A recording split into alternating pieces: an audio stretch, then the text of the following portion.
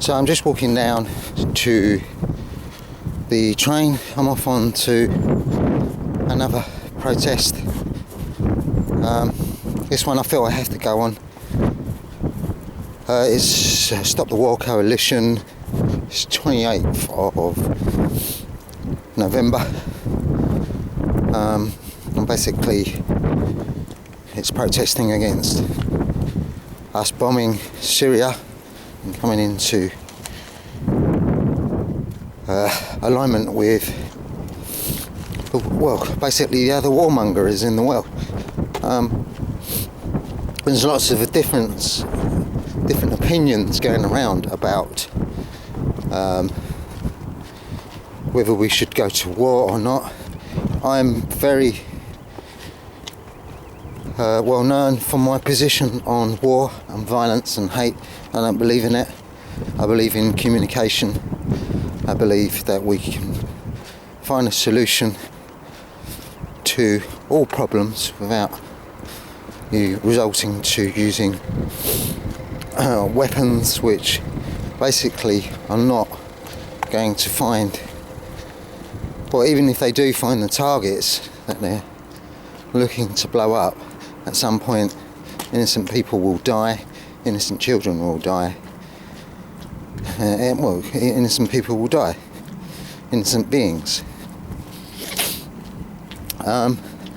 So whether I'm right or wrong, I'm doing this because I feel that it's the right thing to do. I'm sure a lot of people would argue that, but you can only live your truth and do what you think is right. And I think I want to live in a society that doesn't bomb people, that doesn't hurt people. Its goal is a loving, warm, welcoming society. And I will, keep pushing for that, keep asking for that, keep communicating it, keep saying, look, we can find a better way. We don't have to resort to these ways of being. And there's no excuse saying that you're different in some way, so you have to use these weapons or put your society on lockdown. I don't believe that is the right way to go. And the differences are created by governments or the unseen government, so we don't unite together. We are fearful, or we're made to feel fearful of things that we don't understand. Like if someone speaks a different language, or they wave a different flag, or they have a different idea or opinion, we're made to feel fearful of that. And I don't think I certainly don't want my children, my grandchildren and other people's children to, live in a society like that. There's no need for it. It's ridiculous. Someone said that we must have more CCTV, more security. Surely if you have more CCTV, surely if you have more security, and being that Britain is the most CCTV covered country in the world, does that not create fear? It doesn't create security, it doesn't create peace of mind. And if it did, then I would welcome it like anybody else, but it doesn't. All it basically does is it might possibly record something which could be used in court. It's highly unlikely that it would be a form of terrorism, but anyway, that's a different debate. So anyway, I'm off to London, and I'll get back to you in a bit. Namaste, Hare Krishna, peace out.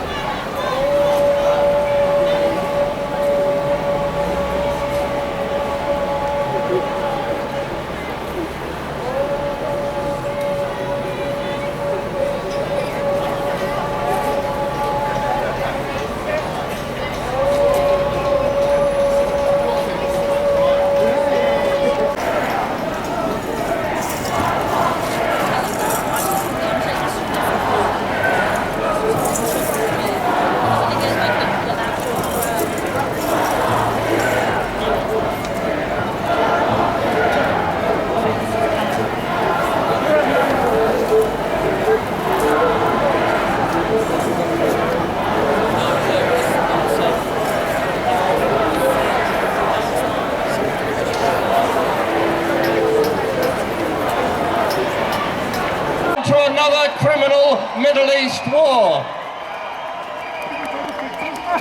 We need to be clear, this is the fourth time this century our government has proposed taking us into a war in the Middle East. 14 years ago in Afghanistan, that war is still going on. 12 years ago in Iraq, that war is still going on. 4 years ago in Libya, that war is still going on. One unending war after another, and now the same deception is being used to take us into another conflict which cannot and will not be solved by British bombing.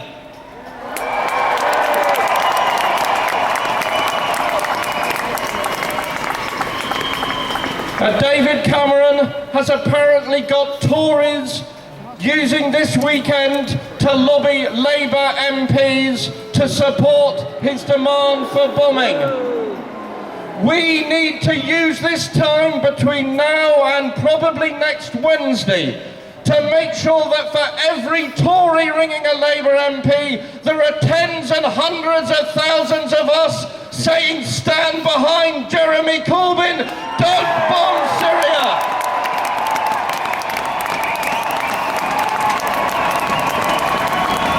Because Cameron's case, the only thing that can be said about it is it almost makes Tony Blair's dodgy dossiers look good. He has invented a 70,000 strong army that is supposed to be attacking ISIS in Syria, and ISIS who we would all like to see brought to an end. Now sometimes people like us that organise demonstrations, we're accused of exaggerating numbers. But even we haven't pretended that 10 people sitting in a hotel bar in Istanbul are 70,000 fighters on the ground in Syria. This is a lie. There is no force on the ground at the moment that can confront ISIS, and British and American and French and Russian bombing is not going to change that situation. What Syria needs, above all, is a peace settlement that can allow a united country to deal with its problems. The real reason has been expressed by a general this week. He's saying we should bomb Syria so we get a seat at the table. The old imperial machismo. Our message, loud and clear, is that getting Philip Hammond a seat at the table is not worth the life of a single Syrian or a single British person.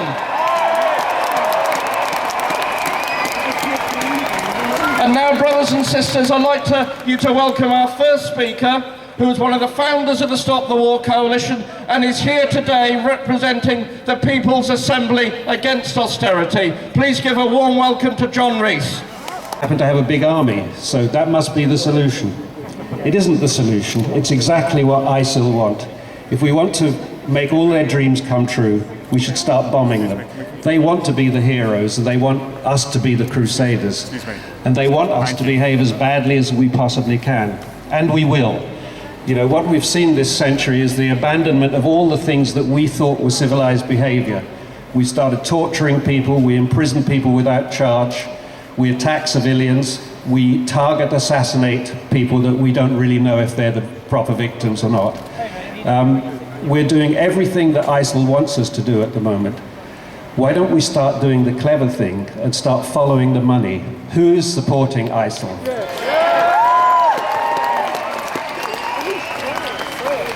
Well, I can tell you why we're not doing that, because the people who are supporting ISIL are Saudi Arabia, which is of course our ally, and the biggest buyer of our weapons. We sell more weapons to Saudi Arabia than anybody else, so we're not going to criticize those allies. And Saudi Arabia is the biggest external funder of ISIS in the world. That's our ally. That's a nice situation, isn't it? And of course Turkey. Turkey is the country that is buying a lot of the oil that ISIL is producing. That funds ISIL more than anything else. So two of the allies we're going into this stupid war with are the two people we should be criticizing. Those are the two countries that we should be working to diffuse and to separate from ISIL. We're just digging ourselves into a hole, and we're digging it deeper and deeper. The whole of this century so far has been us digging a hole in the Middle East, and instead of getting out, we just keep digging. So please, let's stop digging now. Thank you.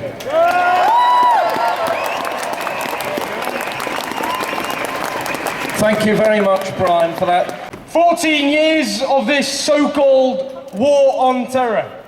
And who can stand here with a straight face and say that that war on terror has been a success?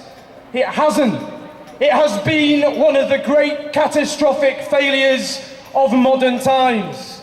14 years since the atrocities committed by Al-Qaeda in the United States. And in that time, terrorists are stronger and more powerful and more extreme than they have ever been. Terrorist attacks at that peak. You could make an argument that Al-Qaeda is on the verge of defeat, but not at the hands of the West. At the hands of ISIS, a group even more gruesome and murderous than them.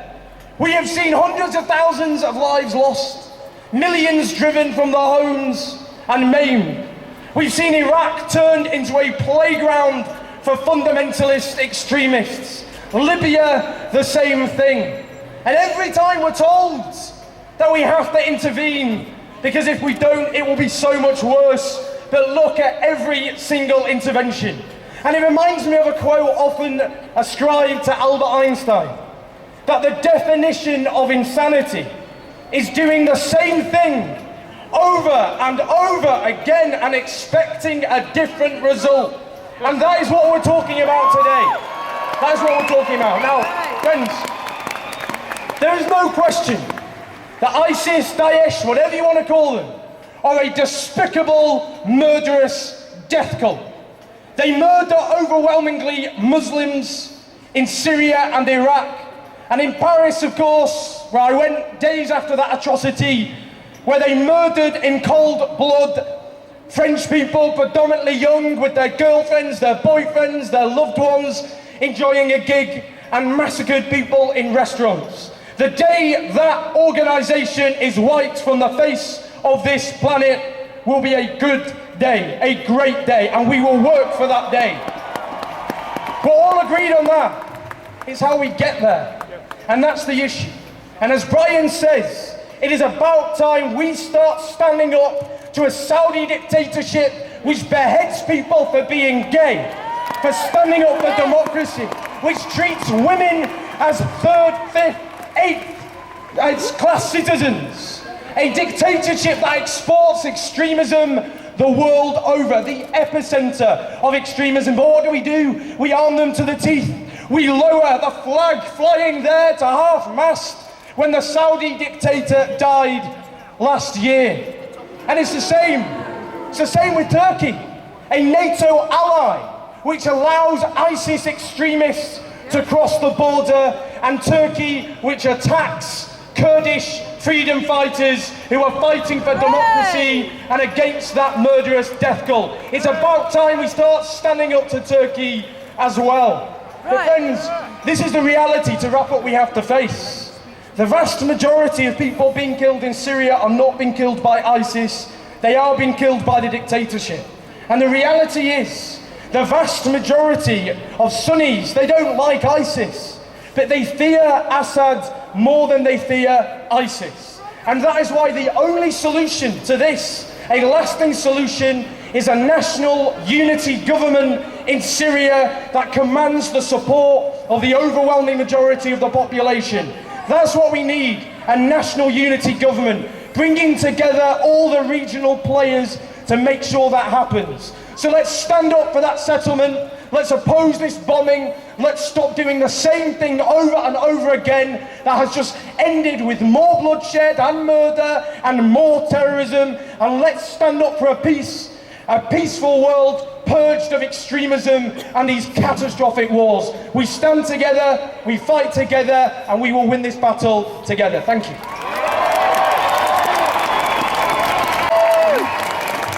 Thank you very much, Andrew, and thank you very much for inviting me to speak today.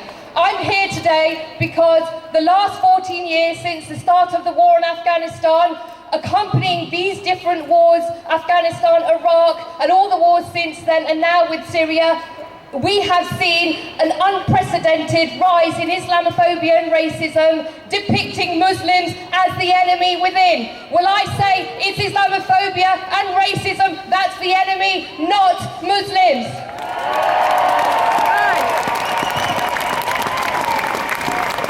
One of the reasons why Islamophobia and racism is whipped up accompanying war is because some of these wars have been so dreadfully unpopular, and at the moment this particular war drive is also unpopular, so Islamophobia and the demonization of Muslims is whipped up in order to try and justify this war drive. So please join us in standing up to racism. But also we've seen very recently, after the horrific attacks in Paris, despicable rise in Islamophobia. We've seen dreadful headlines by The Sun, misleading racist headlines saying 1 in 5 Muslims are jihadi terrorists or sympathise with jihadi terrorists. This is false, misleading, it's racist and it's Islamophobic and it must be opposed. We've also seen racist, Islamophobic headlines in the Daily Mail, cartoons in the Daily Mail, very similar to anti-Semitic Nazi propaganda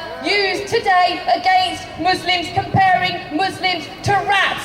We must stand up to this scourge of racism and Islamophobia, and I ask you to join us in standing up to this. We've also seen violent attacks against Muslims on the ground. We've seen Muslim women wearing the hijab attacks, who are the majority of victims against Islamophobic violent crimes on the ground. This is why I ask you to stand up and join us in opposing racism and Islamophobia. We're also seeing a very disgusting attempt by the state to depict Muslims as the enemy with the Prevent strategy and the recent Counter-Terrorism and Security Act, and this is set to worsen. The extremism bill that's being proposed by the government is a big attack on civil liberties, it's an attack on freedom of speech, and it's an attack to all of us here today, because if you oppose government foreign policy, you could be targeted under this new extremism bill that is being proposed by the government. So we must stand up to racism and Islamophobia in all its forms, whether it's the media, whether it's attacks on the ground, and whether it's by the state. And finally, I can see a very nice placard over there saying mothers and children are the majority of casualties of war. Yes, that's true. And instead of campaigning for a war drive on Syria, I suggest the government do more to assist refugees, which they're currently not doing anything. About all those refugees currently stuck in Europe without shelter, without warmth, and without proper food and sanitation. This is what the government should be doing, and standing up to racism and not whipping up Islamophobia. Thank you very much.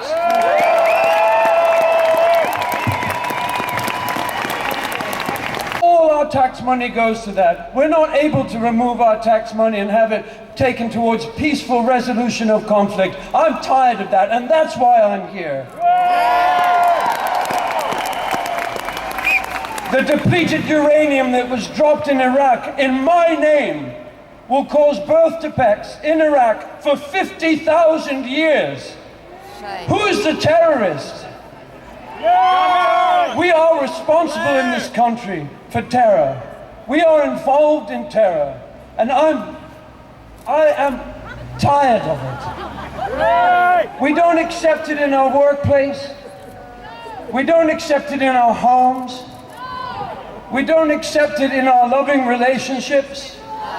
If we see a man or a woman or a child beating a dog in the park, we step in.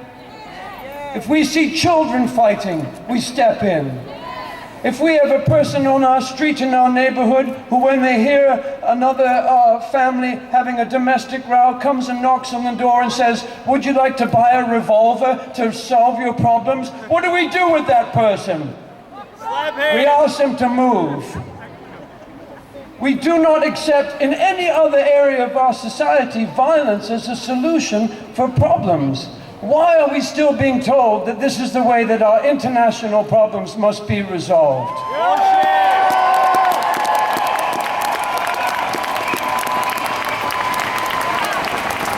I'm a human being. These people in Syria are human beings. How many of the young men are joining these terrorist organizations because they're starving? Yes! There are deep problems here, much subtler problems than just dropping more bombs and being a great recruiting agent for terrorists. No, I don't believe that this is the solution at the moment. And yes, I do believe that Jeremy Corbyn is right. And thank God we have someone in a powerful position arguing like this.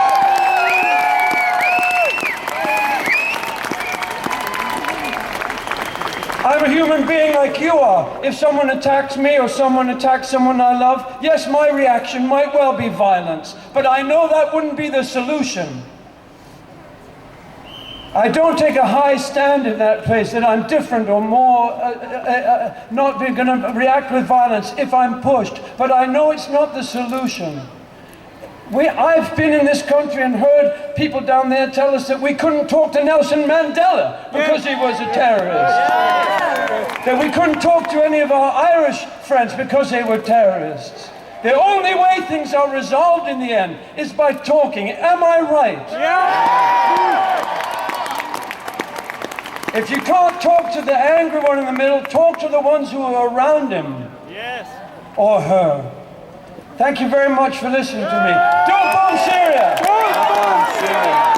Don't bomb Syria! Did you hear the one about the Labour MPs demanding the resignation of their newly elected leader because he wouldn't lead them into David Cameron's latest war in the Middle East? Yeah, that's a good one. You really couldn't make that up. No. But that's the situation we face today. And so I want to join with everyone who's spoken so far, and I'm sure every one of you and of millions in the country, in saying this: Jeremy Corbyn was right over Iraq, he's right over Syria, and all the Labour members of Parliament should be behind him in the lobby on Wednesday.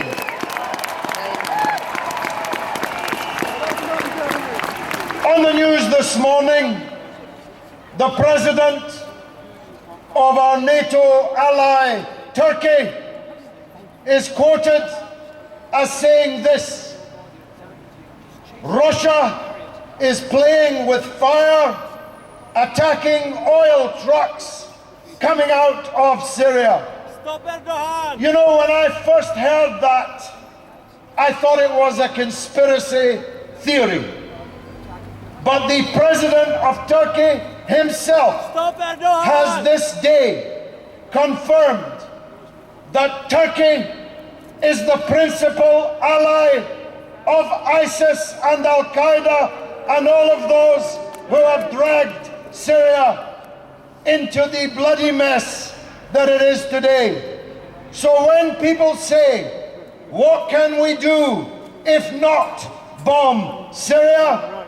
I say this: let's ensure that our own NATO allies are not collaborating with ISIS and Al-Qaeda.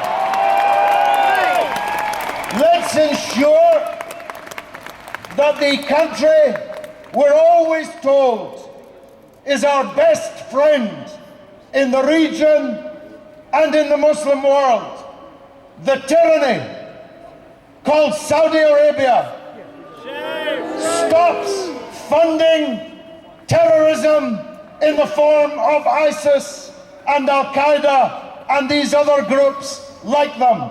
There's two peaceful things that we could do but don't do, and I'll tell you why. Because our aim, our enemy as a state is not ISIS and Al-Qaeda. Cameron wants to attack Syria to bring down the Syrian regime like he brought down the Iraqi regime before it. My last point, Andrew, is this.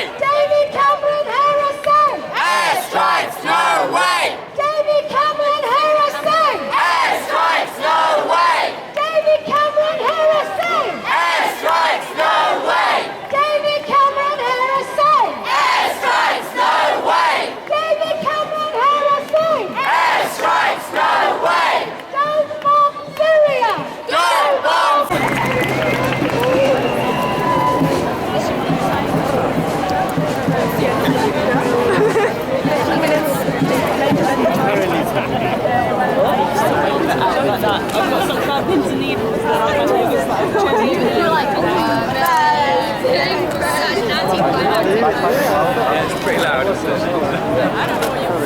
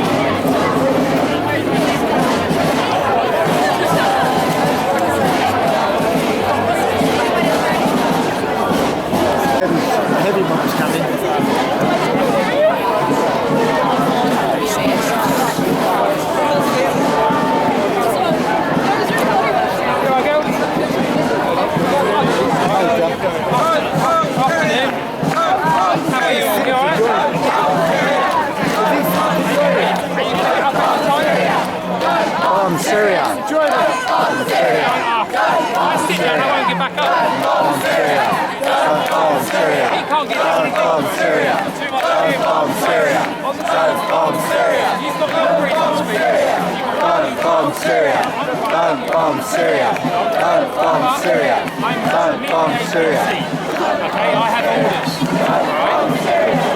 You are committing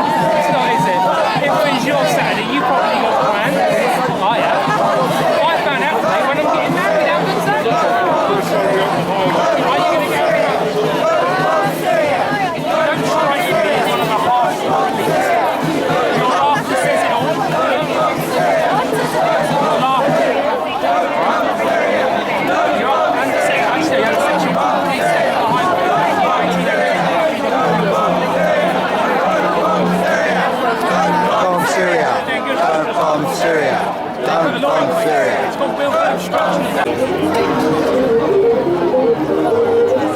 The climate one's been organised for a long time, hasn't it? It's like where? It's just like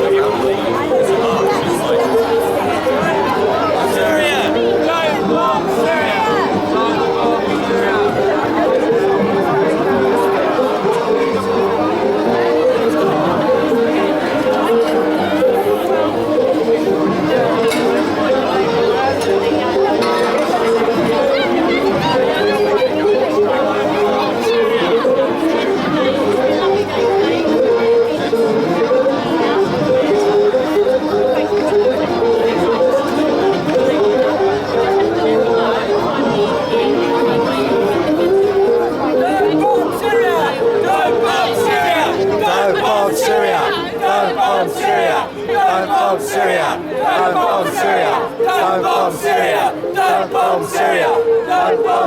Don't bomb Syria! Don't bomb Syria. 10 minutes again. Thank you. When did you suit yourself?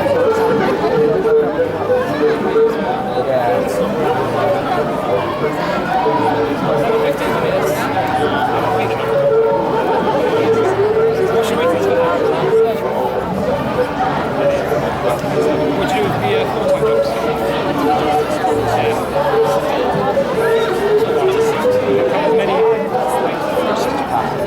Yeah, that's a good one. It's that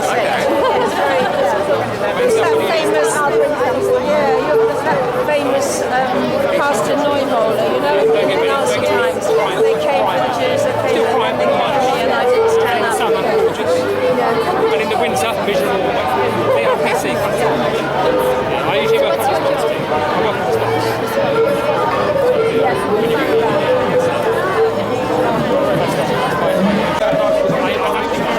So you're able to go over to the footpath? Yeah, we're there in a minute. Just trying to get the road clear. In my usual role, I do champion a lot of causes and I have the 8 Sir, if you do that for me now, please. We're trying to get the road open. Yeah, I'll do it. Well, I'm asking you to do so now, sir.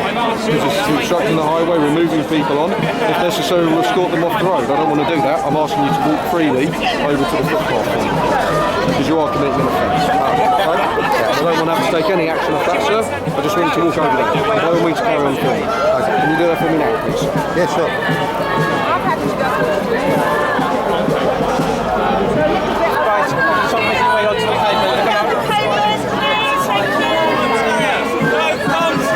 Sir, can you move on for me, please? Yeah, sure. Yeah. Charles, you walk around this way. You can go this way onto the footpath. Yeah. So we said that 3 times, sir. You're committing an offence. I want you to move on.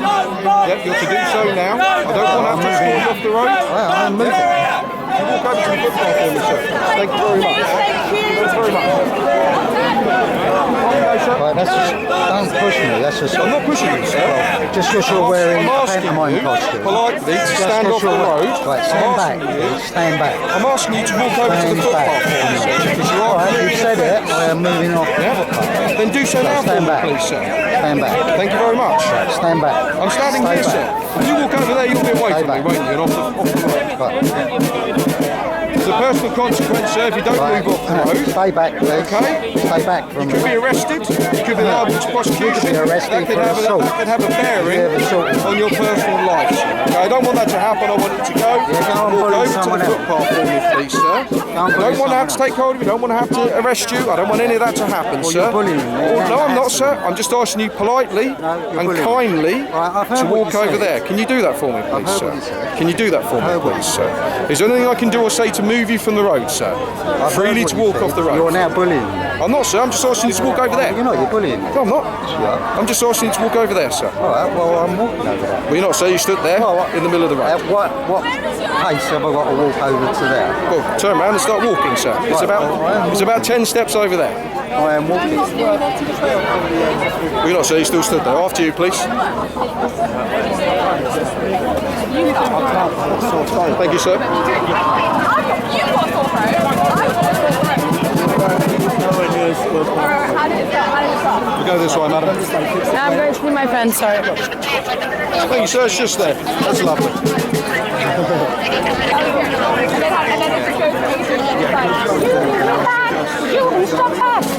Thank you for your cooperation.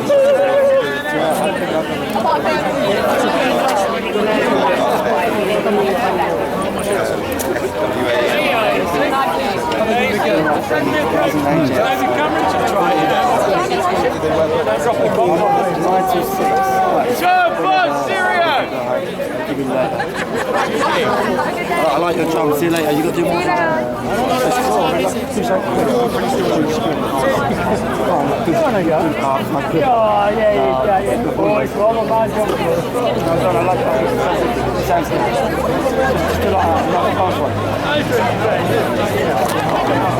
Other people will be entertained by it.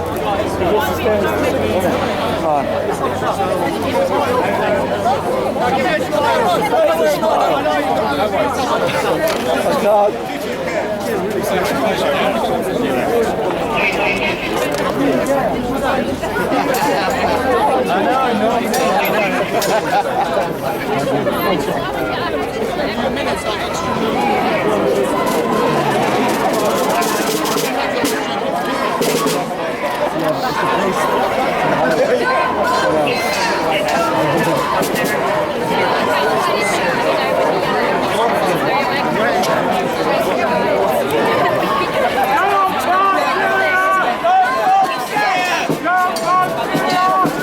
bomb Syria!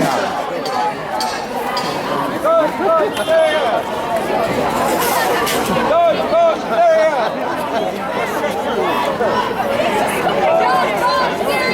Don't bomb Syria!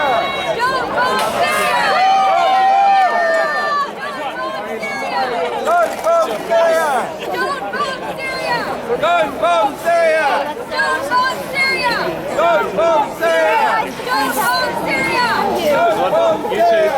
bomb Syria! Don't bomb Syria!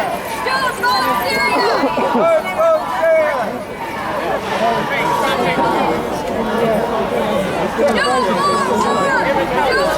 Sorry. Don't bomb war! Don't bomb Syria! Traffic's going to start coming up. Traffic's going to start coming up.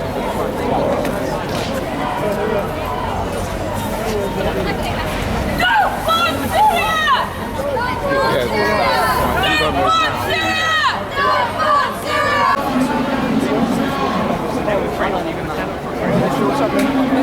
They're done now, aren't they?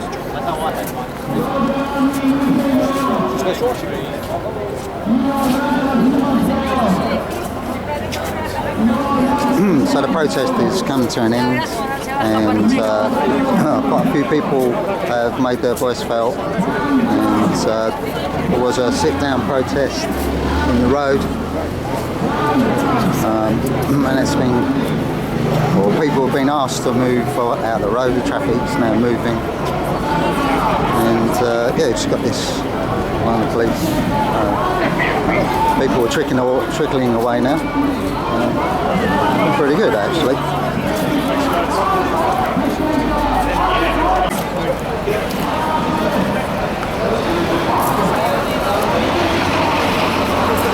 Couple of them, you can make the line a little bit more tighter than that. Get closer.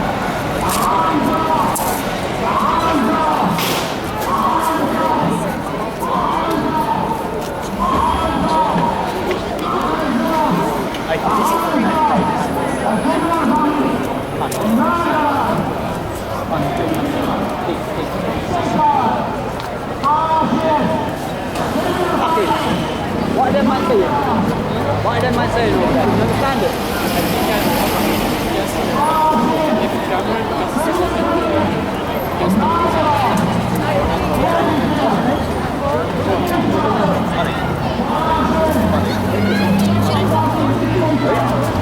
Oh, Paddy. Your name was?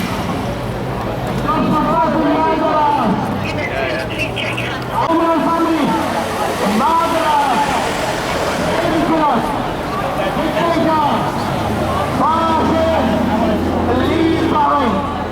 Leave Bahrain! Leave Bahrain!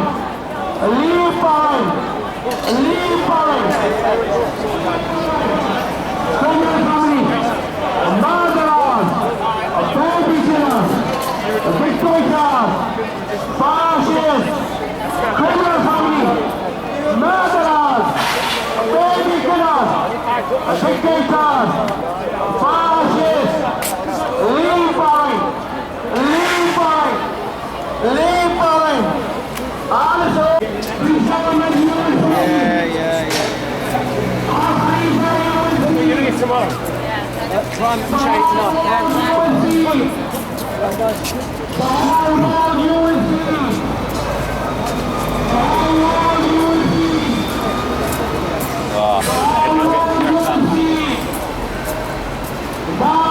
I've been to Paradise,